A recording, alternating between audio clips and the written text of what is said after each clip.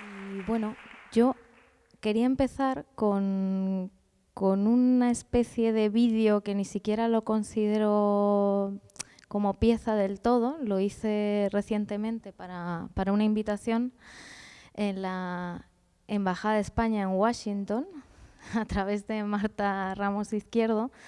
Y el título era, bueno, la propuesta tenía que ver con vida submarina. Entonces yo obviamente pues lo he llevado a mi terreno y, y bueno, presenta también mi invertebrado favorito, así que creo muy pertinente empezar con esta pequeña pieza de 4 minutos.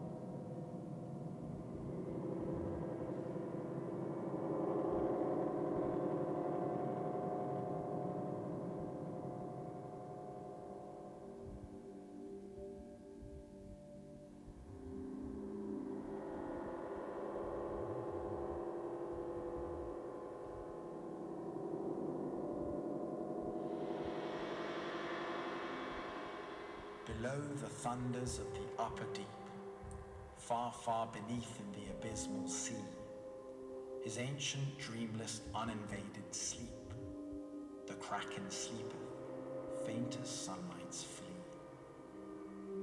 Above his shadowy sides, above him swell huge sponges of millennial growth and height, and far away into the sickly light, from many a wondrous grot and secret cell, unnumbered and enormous polypi winnow with giant arms the slumbering green. There hath he lain for ages and will lie, battling upon huge sea worms in his sleep, until the latter fire shall heat the deep. Then once by man and angels to be seen, in roaring he shall rise, and on the surface die.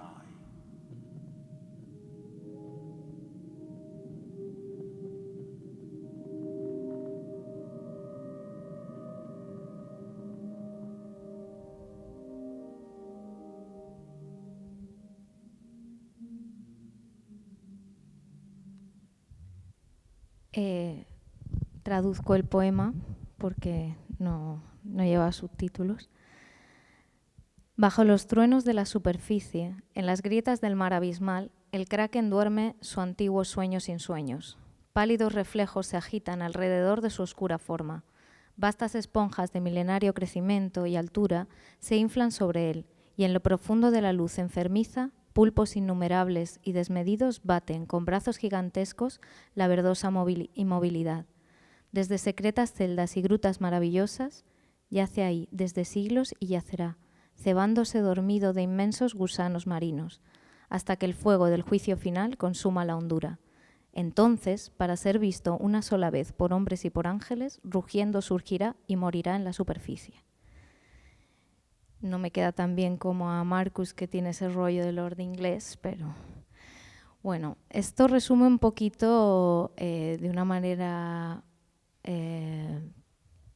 como muy de juego, esa idea que tengo de los cruceros, ¿no? Como el verdadero Kraken. Efectivamente, como ha dicho la compañera, mi práctica tiene mucho que ver con el hecho de haber nacido y crecido en una isla como Ibiza, ¿no? En esa especie de marca, ¿no? Que se ha construido a través del mito, que viene de lejos. Y eso me ha llevado también al haber estudiado en Madrid, como otras compañeras en la Complutense, a haber escuchado mucho eso de, pero vienes del paraíso, ¿qué haces aquí? Es como, bueno, ese paraíso, igual no tanto. Entonces sí que me ha llevado a cuestionar un poco cuál es la historia del mito turístico, que es lo que me llevó en piezas pasadas a hablar de discotecas abandonadas o lugares que contaban un poco los comienzos del turismo en la isla, y también a desgranar un poco todo lo que oculta esa tarjeta postal, ¿no? Que es lo que me llevó también precisamente a trabajar en Puerto Rico con compañeras como Sofía Gallisa Muriente y Marina Reyes Franco o Pablo Guardiola, los tres muy vinculados a Beta Local, una organización muy interesante, y de ahí vino mi primer viaje a Puerto Rico en 2015, buscando esas analogías entre turismo y colonización, y esa idea de paraíso tropical, como si en el Caribe nunca lloviese. Pues ahí me empecé a obsesionar por estas naves, por estos cruceros. Sobre todo también pensaba en la falta de unidad de escala que decía Josep Lluïsert, el arquitecto, hablando precisamente de la casa payesa ibicenca, que eran unas casas que, según él decía, tenían como esa unidad de escala, ¿no? Que estaban en la medida de la isla. La isla perdió su medida hace mucho tiempo. Y pensaba en esos cruceros que entraban y salían incesantes en el viejo San Juan, ¿no? Ahora nueva colonia, antigua colonia española, nueva colonia estadounidense, con un sistema en el que pertenece a y no forma parte de. Y siempre eso, pues siendo como esa especie de backyard turístico, ¿no? Y esos barcos que eran casi más grandes, que entraban en la antigua fortaleza española y en el Morro y salían, ¿no? Vomitando gente, y cómo ha evolucionado todo ese turismo, que para mí es como la síntesis del capitalismo, ¿no? Esas islas flotantes. Y eso me ha ido llevando a otros trabajos. Quizá este es el más ambicioso que he hecho, y solo os pondré unos fragmentos, porque, en esa búsqueda de este tipo de construcciones, ¿no? De los cruceros, de los resorts, di con un lugar muy particular que se llamaba Prora, que está situado en la isla de Rügen, al norte de Alemania, bañada por el Báltico, y es uno de los edificios más largos de Europa, ¿no? Hubiese ocupado casi 6 kilómetros de costa y acabó ocupando 4,5, y es un resort que construyeron los nazis en 1936 bajo un programa que se titulaba Kraft durch Freude, perdón por mi pronunciación en alemán, que es pésima, mira que me lo he intentado aprender, pero no hay manera. La traducción sería como fuerza a través de la alegría. Y es un programa de adoctrinamiento a través del ocio, cuyo mayor atractivo era el turismo, los viajes para la clase obrera, para la clase trabajadora. Pensar que a principios del siglo XX pues todavía el viaje era sobre todo para las clases más pudientes y claro, a mí eso la verdad es que me explotó la cabeza. Ahí fui tirando del hilo y vi que todo venía de un programa anterior que se llamaba Opera Nazionale dopo lavoro, de la Italia de Mussolini. Y bueno, estaba pensado también en restarle fuerza a los sindicatos, que a los que no había directamente apaleado o destruido, pero darles incentivos a la clase trabajadora. Lo que hacen los alemanes, copiarlo y hacerlo mucho más grande, con una mayor inversión.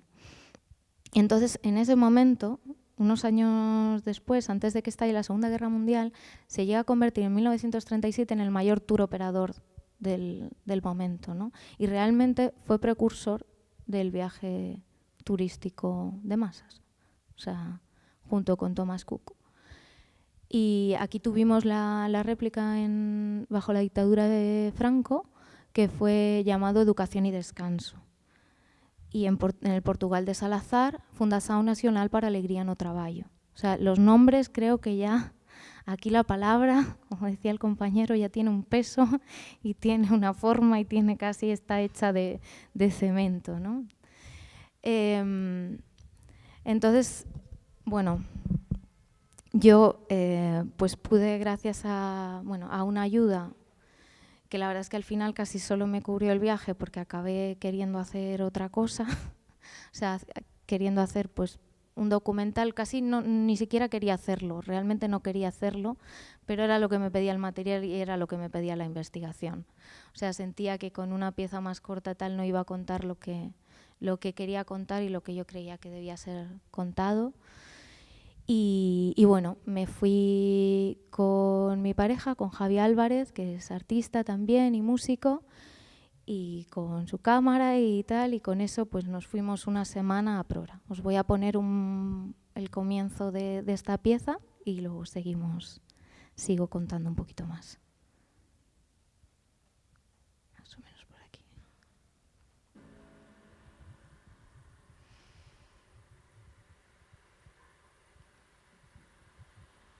This is the island of Rügen, located northwest of Germany and surrounded by the Baltic Sea. It is the biggest island in the country, and according to local travel agencies, the area with the highest sunshine hours.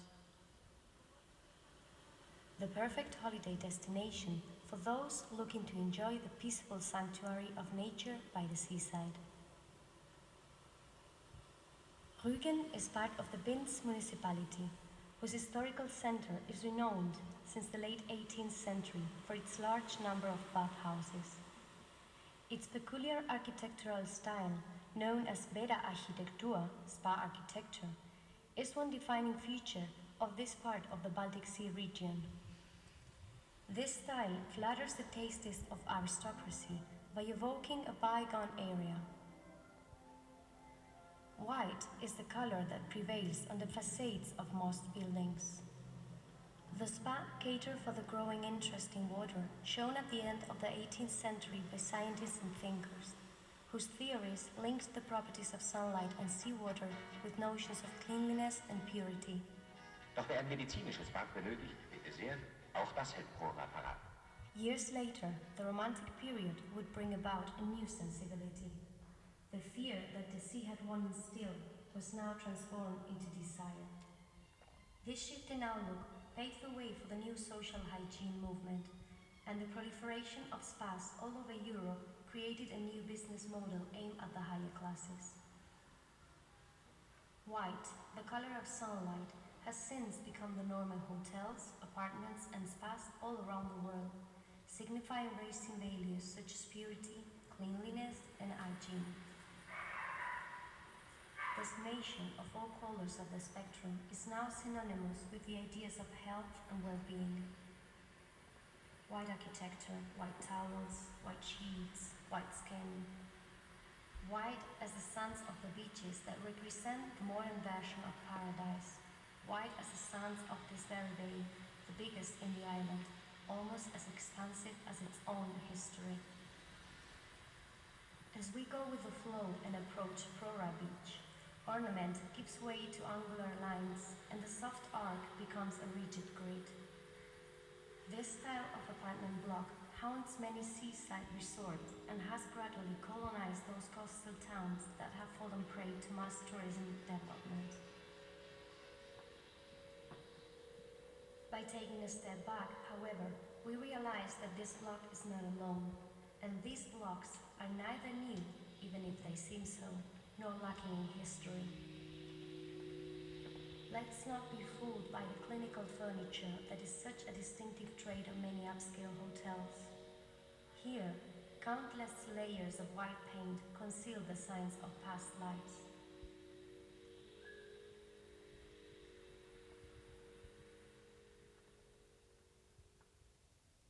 Bueno, os dejo las imágenes de fondo, pero así podéis hacer una idea del tono del documental y que, claro, me doy cuenta de que igual en esta pantalla tampoco se leen muy bien los subtítulos desde atrás. Bueno, este es mi primer y puede que último largometraje, porque las becas de artes visuales no son las del cine y realmente casi me vuelvo loca. Es decir, que lo terminé el año de la pandemia, nos dejaron un poco más de tiempo y también fue financiado por una ayuda de la Diputación Provincial de Huesca, del programa Visiona, y bueno, fueron más flexibles a la hora de entender cómo trabajar en ese momento también de pandemia. Y bueno, también hablando un poco de la propia práctica, yo normalmente hice también un poco lo mismo en Puerto Rico, aunque ahí no está tan localizado en un lugar o en un edificio en concreto, pero generalmente voy al lugar, me entrevisto con personas, o sea, hago una investigación previa, pero no voy bajo un guión, o sea, voy bajo unos intereses determinados, bastante abiertos, bastante amplios, y luego recojo como una cantidad de material que a veces me cuesta mucho luego destilar, que es la parte más difícil, cortar y qué dejar fuera, y luego ya voy decidiendo qué hago, pero como tratando de juntar ese material. Es mi forma de trabajar, no sé si la recomiendo, la verdad, tampoco, porque luego me vuelvo loca, pero bueno, con Prora me pasó que realmente esa semana fue, como podéis ver aquí, fue un viaje en el tiempo.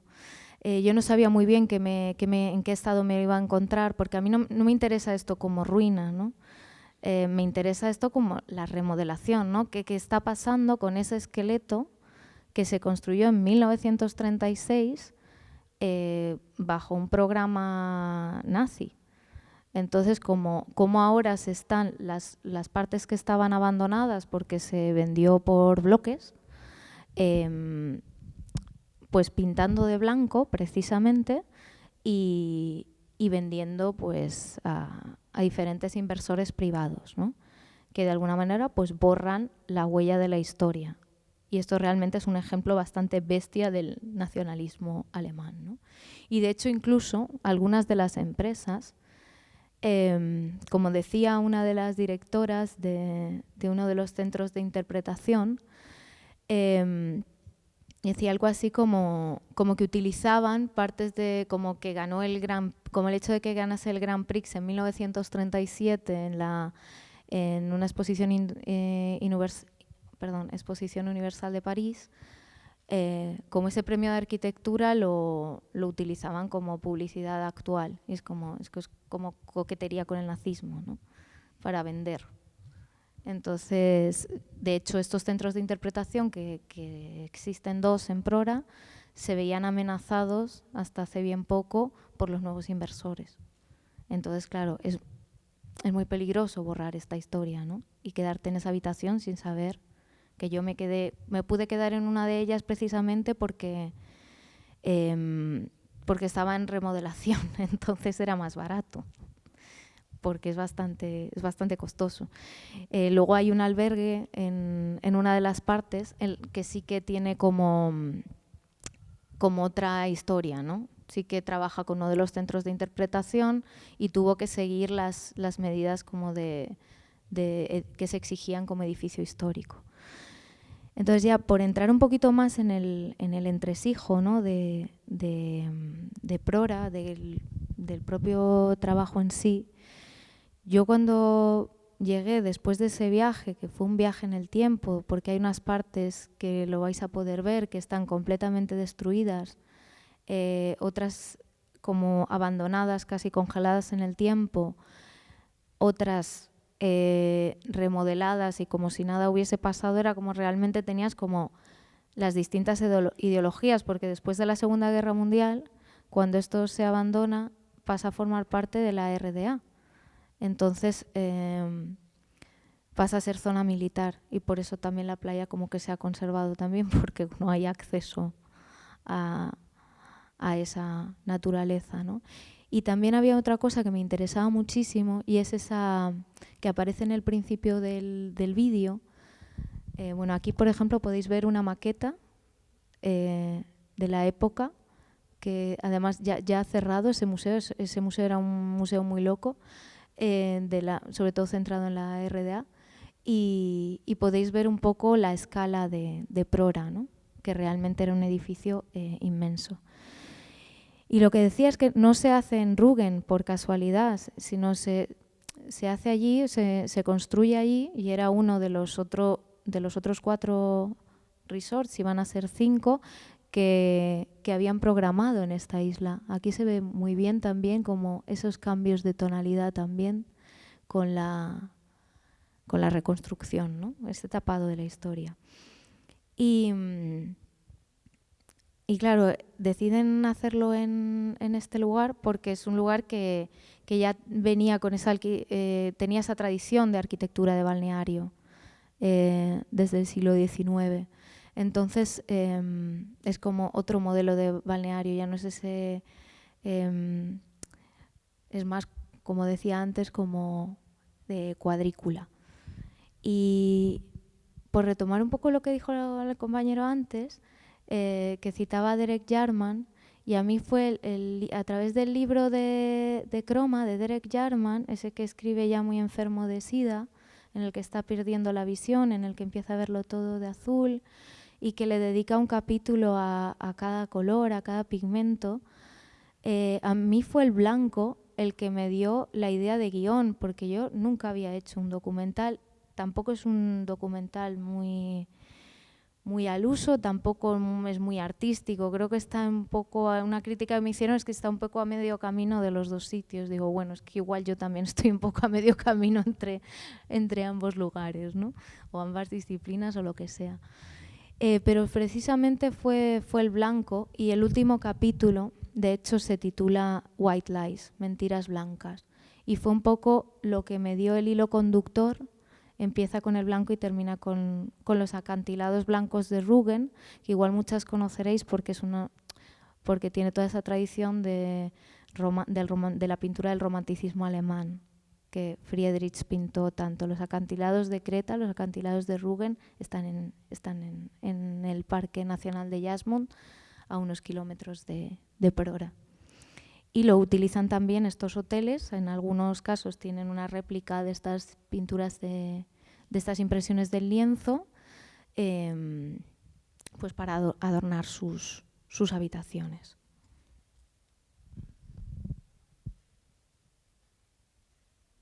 Os quiero poner otro fragmento.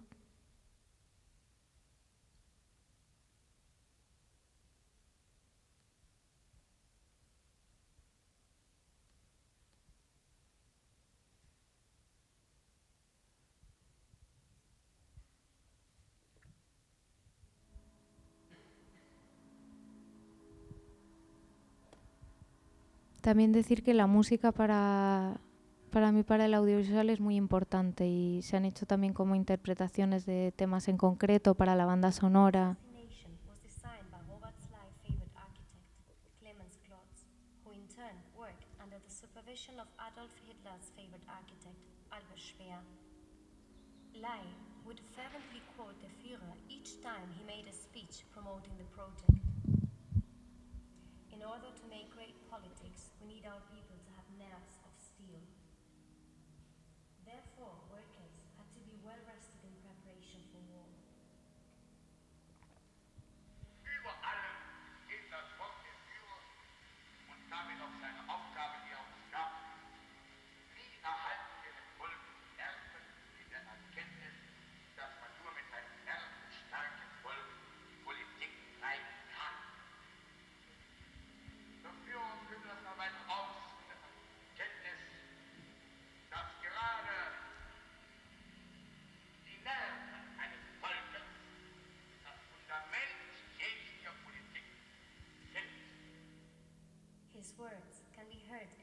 across the building.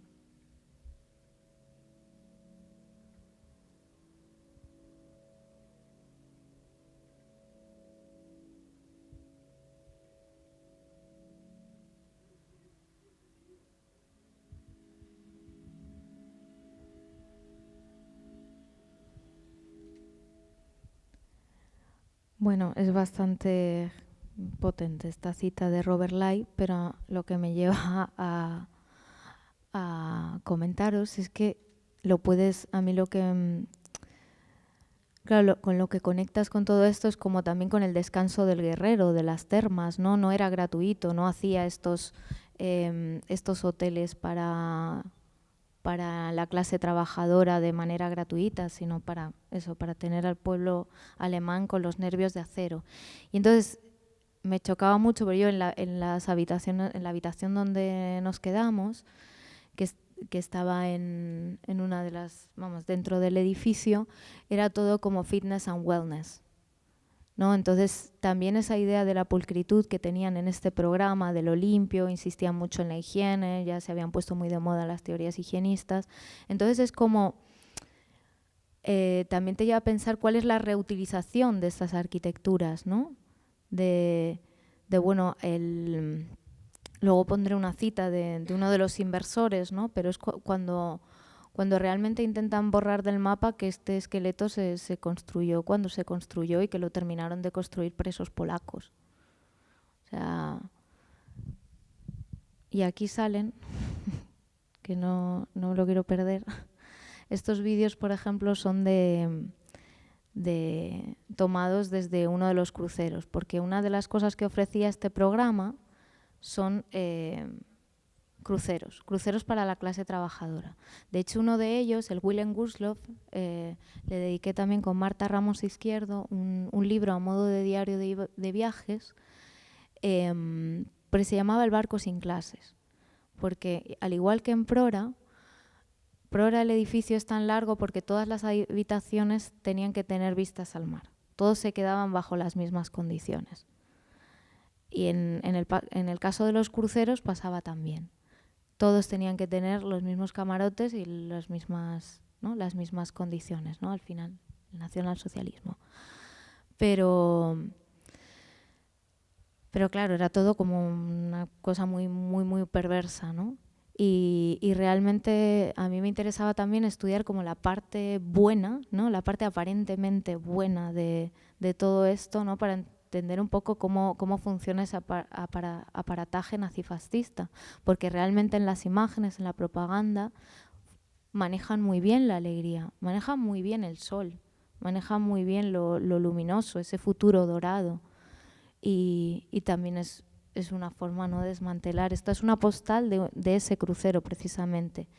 Y también, yo o sea, realmente mirando esto no estoy mirando al pasado, para mí son todo capas, y son capas de presente también, porque los cruceros también van incesantemente a Nápoles. Esa era una postal del Foro de Pompeya. Entonces es como, ¿qué queda de esa publicidad, de esos eslóganes hoy también, o de ese tipo de imágenes? Porque al final también siempre aparecía, ¿no?, la pareja blanca mirando al horizonte, a ese horizonte que les pertenece, ¿no? Y realmente, pues, por eso quizá, porque también creo que estuvimos en el momento indicado en el que todo estaba pasando a la vez en ese edificio, es que decidí finalmente atreverme a hacer un documental.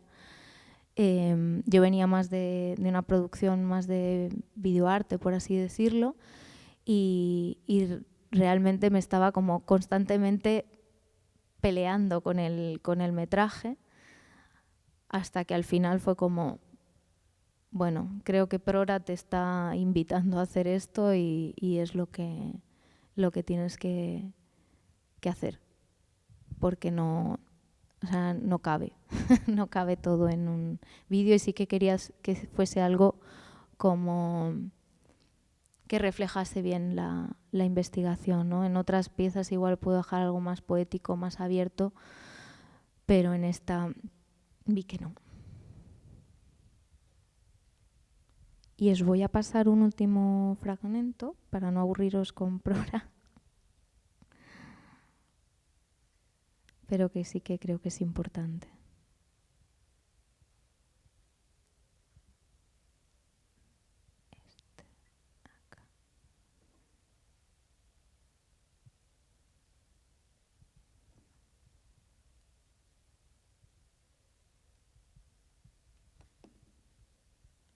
Gibt es keine Uniformität im Denken, das Gegenteil dessen, was die Nazis mit diesem Monumentalprojekt bezweckten.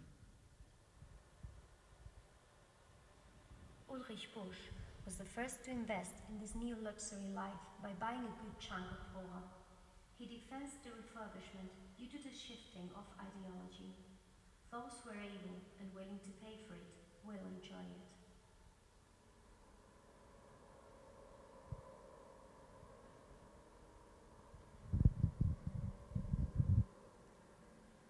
His surname, Busch, brings to mind the anti-fascist songs sung by his father, Ernst Busch, a German singer and actor who fled to the Soviet Union after the rise of Hitler, and later joined international brigades and fought in the Spanish Civil War. Busch sang countless hymns of the anti-fascist resistance and popularized the peculiar German translations of the international brigade songs.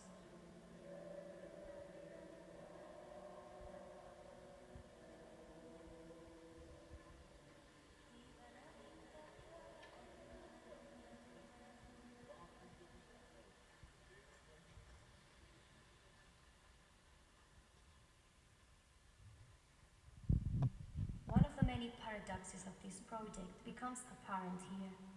The KDF tourist trips were low cost. They were removed from the more prestigious or luxurious spots. But these days, it is the cost of parking, food or lodging which determines the separation. The flats for the tourists are very expensive, and so they want to...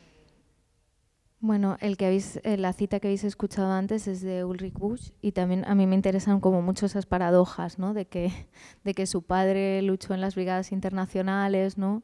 Y él ahora está como de alguna manera borrando la historia o sea, el pasado nazi de este lugar, ¿no? Que lo llama desnazificación, pero realmente pues es simplemente pues pintarlo de blanco, ¿no? Que también hay una cosa que me interesa mucho, ¿no? Desde los que trabajamos con la memoria de los lugares, y es como qué hacer con esto, ¿no? ¿Qué hacer con esta mole de hormigón? ¿Cómo la tiramos abajo, la reutilizamos, ¿no? ¿Qué hacemos con ello? De entrada, los centros de interpretación creo que son muy importantes y que creo que es algo que se debiera haber hecho con la cárcel de Carabanchel, efectivamente, que hablaba la compañera Florencia Rojas antes, y que en otros sitios de memoria, sobre todo en América Latina, como pues que igual hasta es más fácil que por aquí.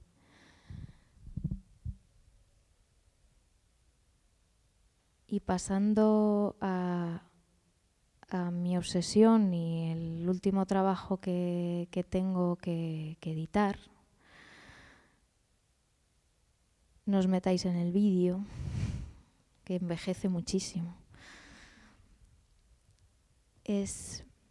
Bueno, esto es como una pieza aperitivo. Yo, en esa obsesión por estos cruceros, ¿no? que gracias a mis compañeras de Puerto Rico me contaron que los primeros en hacer cruceros por el Caribe fue la United Fruit Company, sin ir más lejos. Lo llamaban The White Fleet, como la flota blanca, y uno de los eslóganes era Following the Conquerors through the Caribbean, siguiendo a los conquistadores por el Caribe. Y no aparecía un crucero, aparecía una especie de, más que carabela, clipper inglés. Y aprovechaban esos viajes de frutas pues para llevarlos a los pasajeros, ¿no? Entonces, pensando en eso, pensando también en los cruceros del KDF, que llegaron a tener sus propios cruceros para la clase trabajadora, ¿no? Y habiéndolos estudiado y grabado desde tantos puertos, y también muy influida por el relato tan divertido de David Foster Wallace de Shipping Out, de algo supuestamente divertido que nunca volveré a repetir, yo sabía que quería vivir esta experiencia desde dentro. O sea, como, pues sí, como una especie entre fantasma, turista, antropóloga extraña o lo que fuera, pero vivir el monstruo desde dentro, ¿no? Meterme en el kraken, en estos krakens de superficie, ¿no? Y bueno, por fin consigo la beca de la Academia de España en Roma con un proyecto que se titula Dopo la pausa, que la traducción en español sería después del descanso, y es como una contracción entre el sistema de adoctrinamiento italiano, el de Opera Nazionale dopo lavoro, ¿no? Después y el español, que sería después del descanso. No, perdón, es educación y descanso. Y lo que pasa es que cuando yo me presenté a la beca, mes más tarde del deadline, estalló la pandemia, se cerró todo, y cuando ya pues pasamos las siguientes fases y me dieron la beca, de pronto después del descanso tenía como otro significado completamente distinto, ¿no? Pero bueno, esa ayuda me permitió hacer un crucero, grabar desde dentro. Me pasaron como otros periplos distintos. Yo iba a ir con Javi también y no le dejaron entrar porque no consideraron que fuese válido su certificado de vacunación. Entonces, en pleno embarque, no pudo subir. Entonces, como que el viaje que yo había planificado o las ideas del planos pues cambiaron completamente. Entonces me tuve que ir yo sola y hacer el viaje, ¿no? Porque cuando iba a tener otra oportunidad de hacer algo así, pues nunca, ¿sabes? Y realmente fue toda una experiencia, porque a mí no me gusta tampoco como hacer recreaciones, o sea, iba como una cámara como muy de turista, grabé algunas cosas, me compré un móvil decente solo para eso, o sea, porque en ese momento también, gracias a la beca, me lo podía permitir, y para poder realmente camuflarme un poco más, porque a mí lo que me interesaba era también como vivir desde dentro toda esa arquitectura, yo la había estudiado siempre todo desde fuera, ¿no? Desde artículos de medioambientales, de gente también que decide emplear estos bichos para desaparecer, que también es una idea que me vuela a la cabeza, ¿no? Para desaparecer del mapa o para hacer desaparecer a alguien. Porque claro, ahí se mezclan como las leyes marítimas, el barco es una empresa que siempre está en paraísos fiscales, ¿no? En las Islas Marshall o donde toque. Pero es también esa idea del edificio colmena flotante de Le Corbusier, ¿no? Del todo incluido, del no tienes que salir, ¿no? Y luego también, claro, ahí dentro te pasan otras cosas que estudiándolos desde fuera pues no te pasan, ¿no? Yo me encontré los últimos días, me eché una amiga, Mary, que se había hecho casi 80 cruceros, decía. Y ahora se estaba haciendo uno tras otro todos los que le habían cancelado por la pandemia. Y decía que bueno, que ella como mujer, su pareja ya no le seguía el ritmo de cruceros, y ella se sentía muy segura, ¿no? Viajando sola en un crucero. Era todo un personaje. Y también como, claro, te vas contando otras historias, ¿no? Yo para esto sí que no hice entrevistas ni nada parecido, porque quería basarlo más también en la experiencia y en todo lo que ya había recogido y bueno, seguiré recogiendo. También tengo otra obra que no la he traído aquí, pero la podéis ver online, que hice con Javi Álvarez, que se llama Costa Luminosa y está en mi Vimeo, y esa sí que está dedicada exclusivamente a los eventos de cruceros en la pandemia, porque se convirtieron en una absoluta distopía en ese momento, ¿no? Los trabajadores también que se quedaron encerrados, porque ahí también hay un sistema de clases brutal. Es como los trabajadores pues habitan en unos cubículos que parecen celdas, dependiendo también de la clase de trabajador, ¿no? Que no es casual tampoco que la mayoría sean de Filipinas o de Indonesia, que son los que tienen las leyes más laxas, y si los despiden en la otra parte del planeta pues no pasa absolutamente nada. O sea, son unas compañías realmente atroces. No tienen mucho miramiento. Y aquí pues welcome to Civitavecchia. Y ahora os quiero poner el teaser del que será, que espero terminar, vamos, el que he realizado para la película de Dopo la pausa.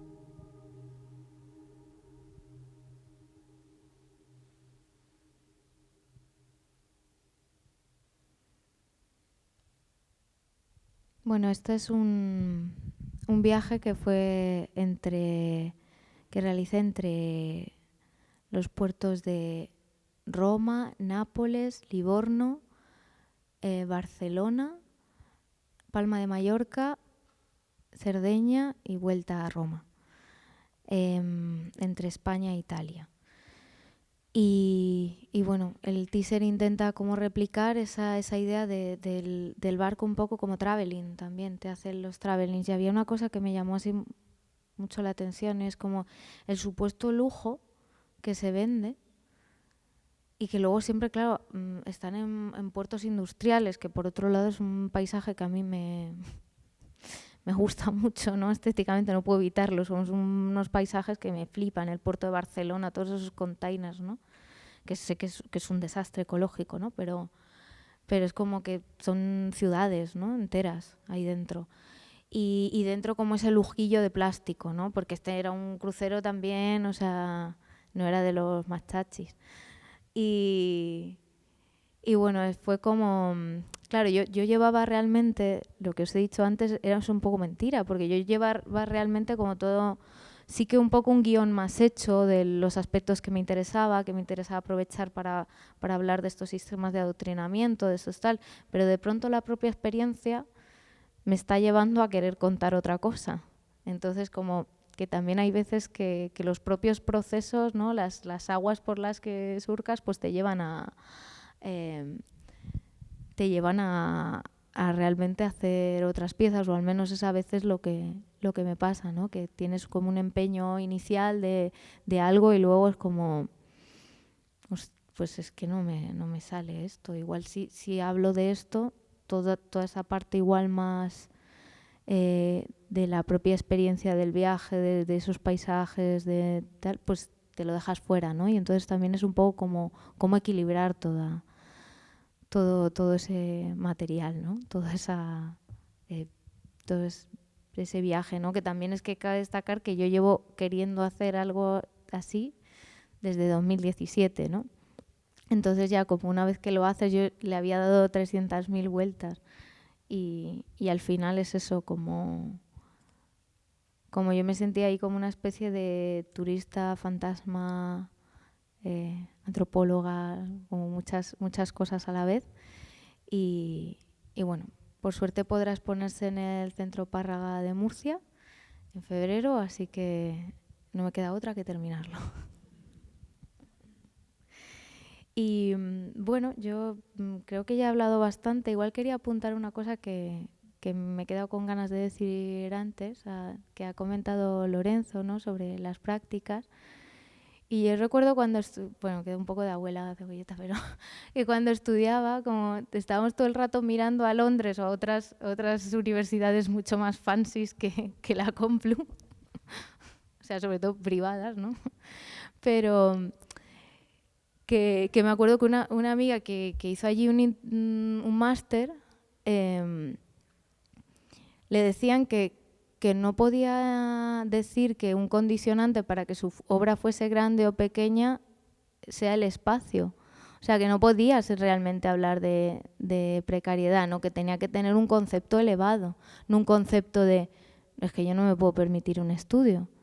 Y es como, pues no. O sea, muchas de nosotras que hemos hecho obra en pisos en habitaciones de pisos compartidos, yo hace pocos años que he podido permitirme un estudio aparte, pues claro que es un condicionante y claro que tiene que estar reflejado en la obra, aunque no quieras. O sea, porque si una escultura no te cabe, no te cabe. Eso es así. Entonces me ha gustado mucho que también que empieces la charla con eso, la verdad. Y bueno, espero que... Siento si ha sido un poco deslavazada la charla, pero bueno. Ya preguntas o cuestiones.